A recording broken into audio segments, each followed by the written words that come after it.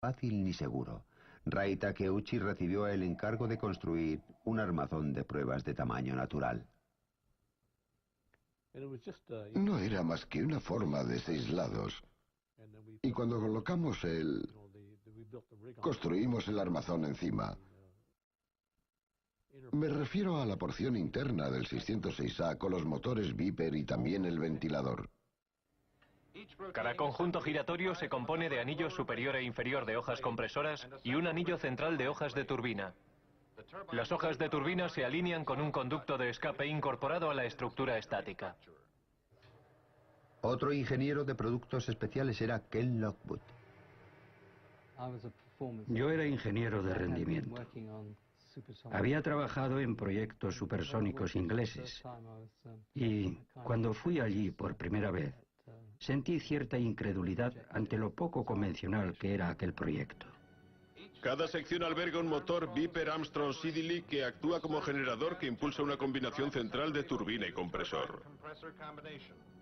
Se trata de hecho de una aeronave a tamaño natural construida en un edificio de hormigón para probar los motores y sistemas de lo que se convertirá en el sistema de armas 606A.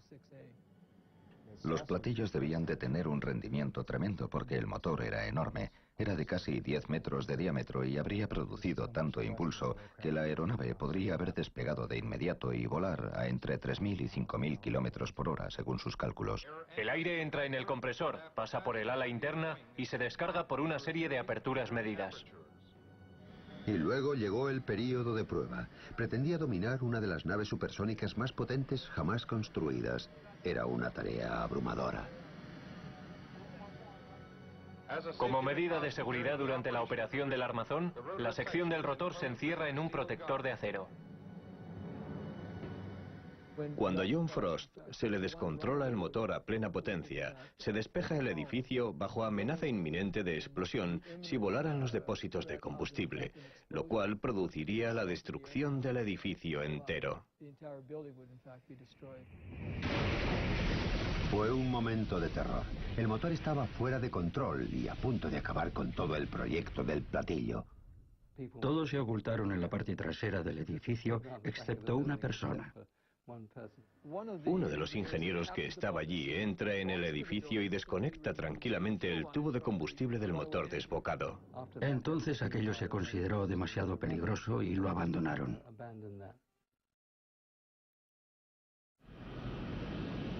El avión de espionaje U-2 de la CIA fue un clásico proyecto negro.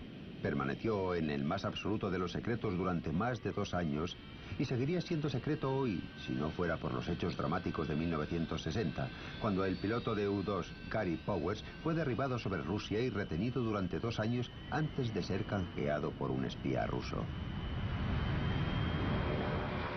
En la propia historia de la CIA sobre el programa U-2 se declara que, entre comillas, el 50% de los avistamientos de ovnis fueron provocados por el U-2. El U-2 volaba en los límites del espacio, más alto de lo que se creía que un avión podía volar. Por eso no sorprende que cualquier visión fugaz, sobre todo desde otro avión, provocara miedo y asombro. Sin embargo, la debacle del U-2 demostró que si la nave secreta no se estrella, los platillos volantes de otros mundos sirven muy bien como tapadera. Y si la nave secreta resulta ser un platillo volante, se puede mantener la impostura durante años. Me asustas cuando hablas así. El platillo de Frost desapareció entre la negrura del secreto oficial. Y los ufólogos estadounidenses forzaron más la máquina. Es fantástico, pero posible.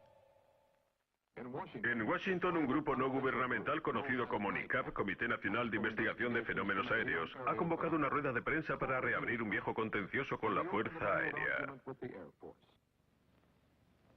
El NICAP era el gran portavoz de la teoría de los platillos volantes alienígenas. Lo encabezaba el mismo escritor que lanzó la idea en aquella rueda de prensa extraordinaria de 1952. 14 años después, seguía cazando alienígenas. El director del NICAP, el comandante Donald E. Keijoe, oficial retirado del Cuerpo de Marines, ha insistido en que la Fuerza Aérea sabía más de lo que contaba. Nos observa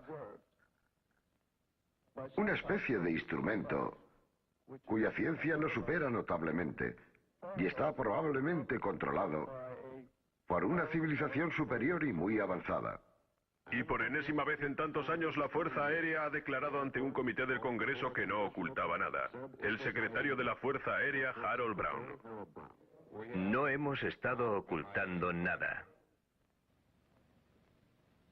Era algo sencillísimo. Los aficionados acusaban al ejército de tapar una invasión alienígena inminente y el ejército lo negaba. Así nadie contemplaba la tercera posibilidad, que los ovnis fueran naves militares. La buena organización de estos entusiastas aficionados resultó muy afortunada para el gobierno.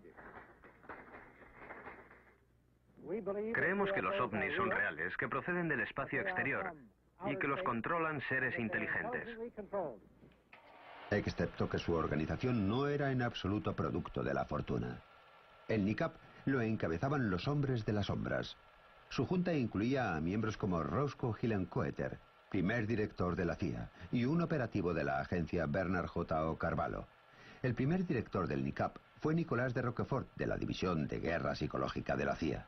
Y cuando Keyhoe renunció a la presidencia del NICAP, fue sustituido por Joseph Bryan, también del personal de Guerra Psicológica de la CIA. Pero, ¿qué era Keyhoe? Estas cosas eran naves interplanetarias.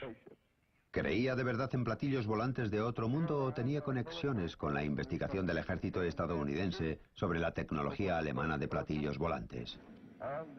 Quien quizá lo sepa es el ingeniero alemán de platillos Andreas Epp, el que se pasó a los americanos. En una entrevista grabada en 1997, respondió de modo notable a esta pregunta. ¿Cree usted que los americanos querían mantener en secreto su disco volador? Desde el principio. Desde el mismo principio. El comandante Keyhoe estaba en el departamento de ovnis del Pentágono, el cual averiguó que Alemania construía discos voladores.